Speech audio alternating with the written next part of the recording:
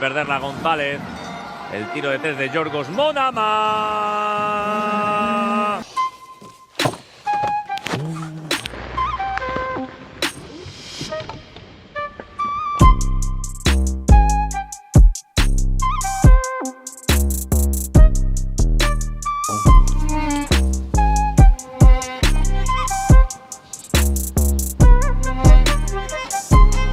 Passé, présent, futur. Bienvenue dans Entretien. Plusieurs épisodes sur des joueurs et des joueuses. On va voir ce qui se passe dans leur saison. On va voir un peu ce qu'ils font dans un événement spécifique. Là, c'est un match. Premier rendez-vous, premier épisode avec Yorgos, sélection provinciale. C'est parti, FBI sur Plane. Ouais, gros, tu penses que ça va être tout bien la GRG ou pas? Ouais, ça va être une dinguerie dimanche, 9h dans le bus, hein, c'est bien. Ouais, même moi, juste, t'as vu, c'est grave tôt. En plus, on doit se réveiller et tout. Et on va jouer grave tard. Ça va, on va dormir tôt, on se prépare pour la GRG, gros tournoi. Ouais. Moi, en vrai, je le sens bien. En plus, on a bien joué aujourd'hui, en vrai. Après, on a quelques lacunes en défense, t'as vu? Ouais, c'est vrai. Je trouve que ça bug un peu, mais ça va. Ça va. En plus, premier match de repos, on pourra bien voir les équipes, comment ils jouent, premier match. Ouais, voilà, exactement. Allez, Ouais, salut. on s'attrape vendredi. Ouais, vendredi.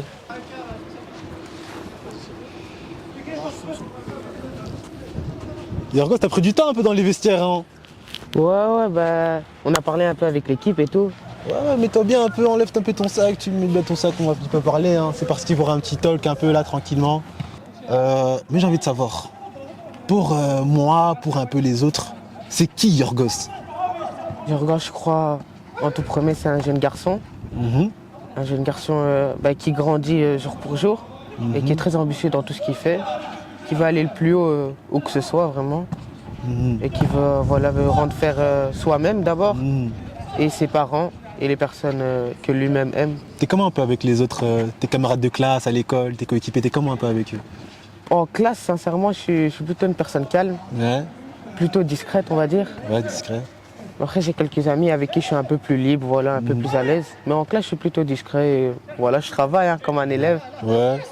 Avec mes coéquipiers au basket, j'essaye de prendre un peu le rôle de leader de temps en temps. Ou quand je vois qu'un joueur a besoin de ce rôle de leader pour mettre son œuvre en place, mais je le laisse prendre ce rôle de leader.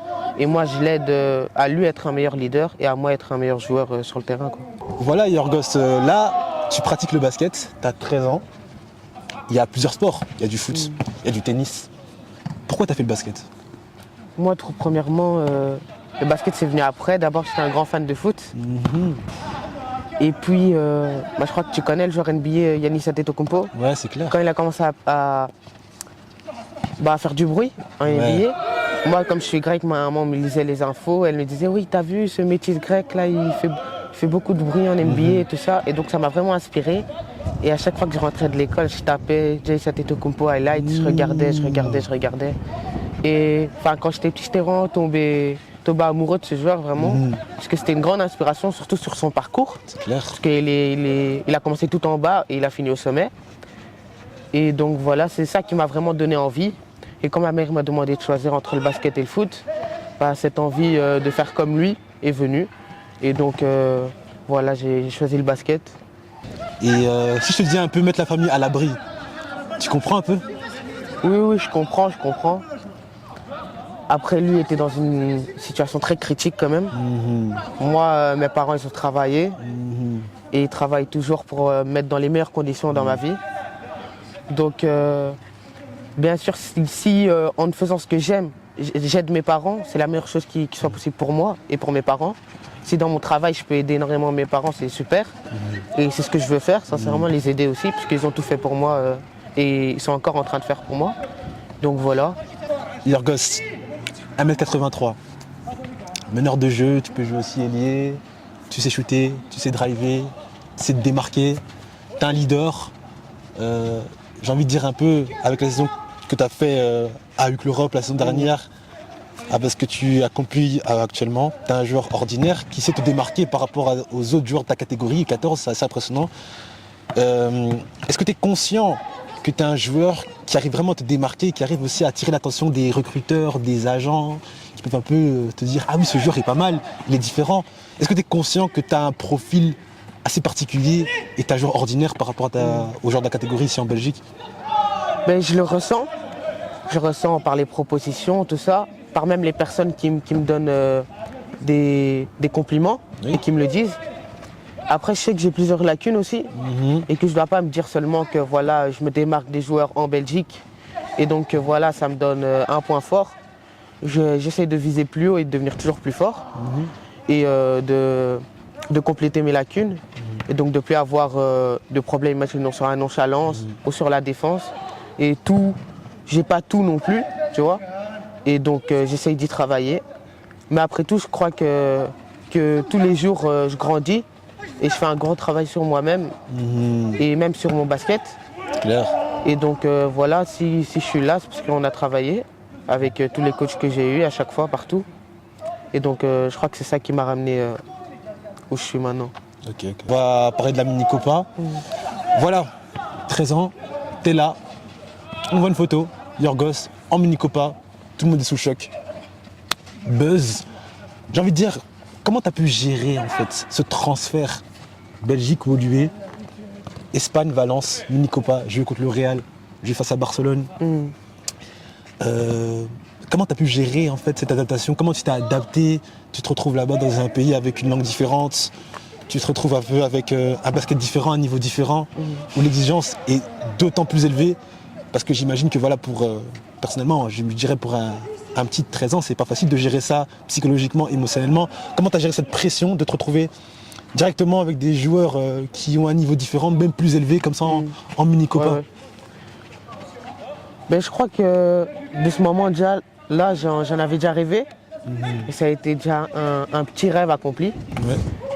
Et que quand on me l'a annoncé, ma première émotion, je crois que c'était la fierté quand même. C'est clair. Et d'être avec ma maman et d'apprendre ça comme ça, je crois qu'elle aussi a été fière de moi. Ouais, c'est clair.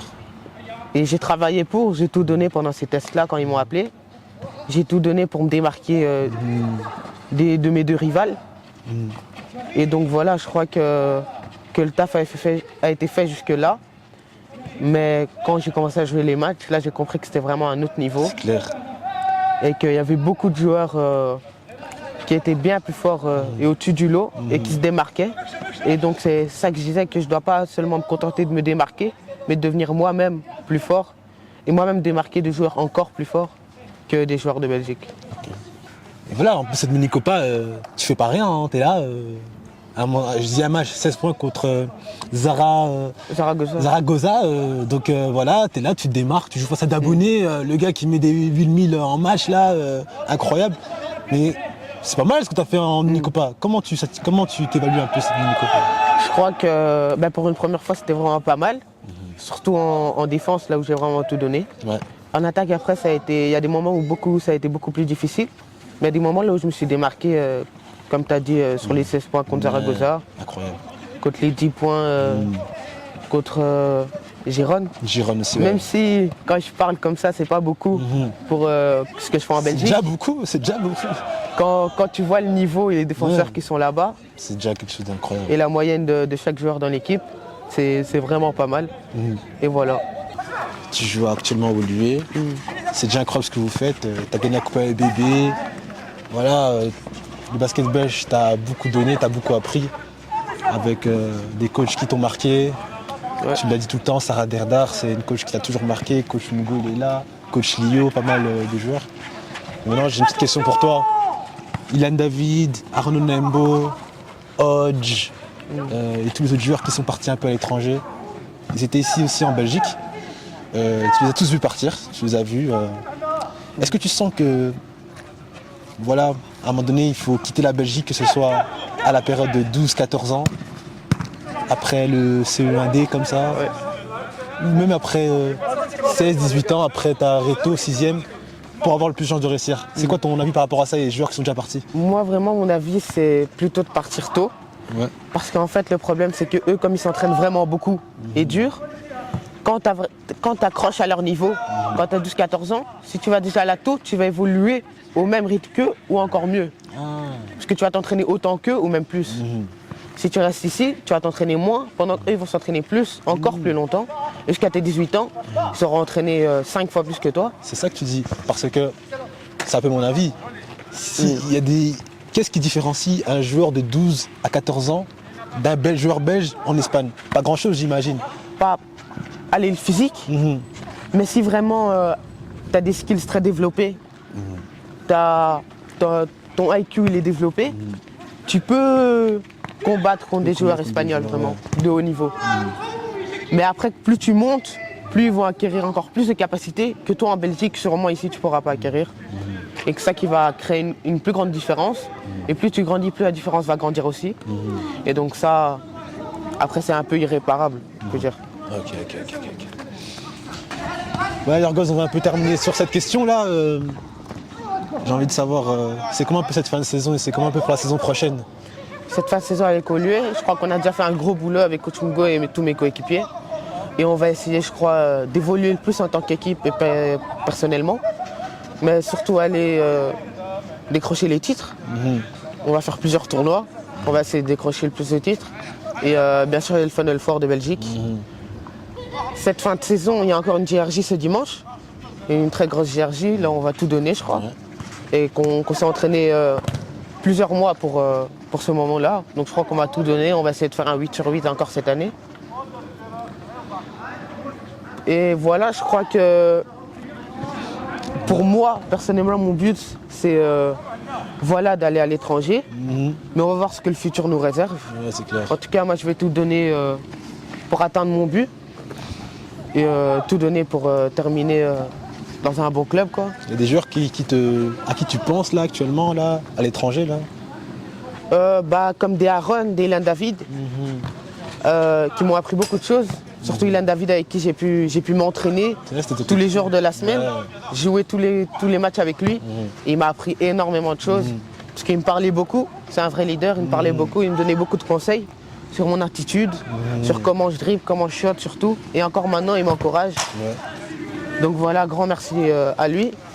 Et plus par vidéo YouTube, celui-là qui m'a fait rêver un peu de la mini-copa, c'était Aaron. Aaron, ouais. Comme il l'avait fait vers ses 13 ans.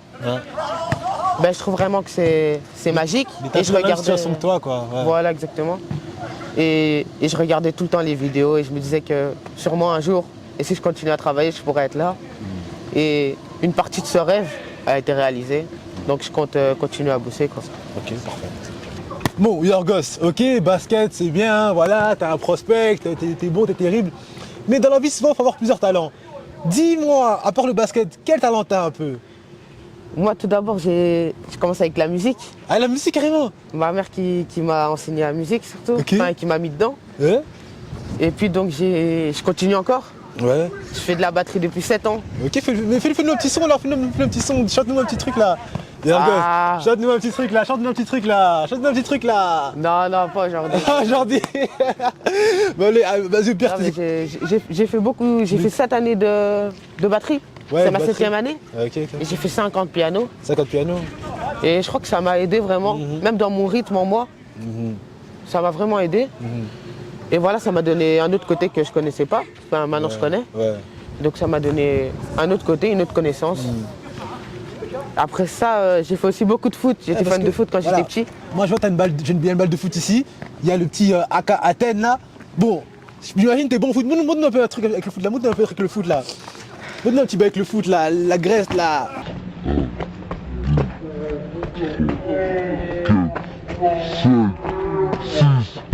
Bon Yorgos, l'entretien est terminé. Voilà, fin de soirée. Demain t'as école, j'imagine. On se voit dimanche et voilà, on espère que pour la suite ça va très bien se passer. Bien sûr. Et que tous tes rêves s'accomplissera. Merci beaucoup. Toi aussi. Bonne chance pour la suite. Je dis pas d'où je viens, mais ces conditions de vie, j'en veux plus. Si je marche droit, c'est que j'ai passé trop de temps à être dos au mur. Flow moderne, sur un discours à l'ancienne, qui change pas même quand on augmente ma paye. Ma ville est une capitale si grande. Le problème c'est qu'elle n'est claire que quelqu'un droit. Les enfants rejetés doivent s'y débrouiller comme moi. T'as vu ça dit quoi quand on y arrive? Mon gars ça brille fort. Mon gars ça brille fort. Mon gars ça brille d'ouf. Mon gars ça brille fort. Quand on y croit comme personne, ils nous font passer pour des ouf. Maintenant que ça a pris forme, regarde les danser comme des ouf. Mon gars ça brille fort. Mon gars ça brille d'ouf.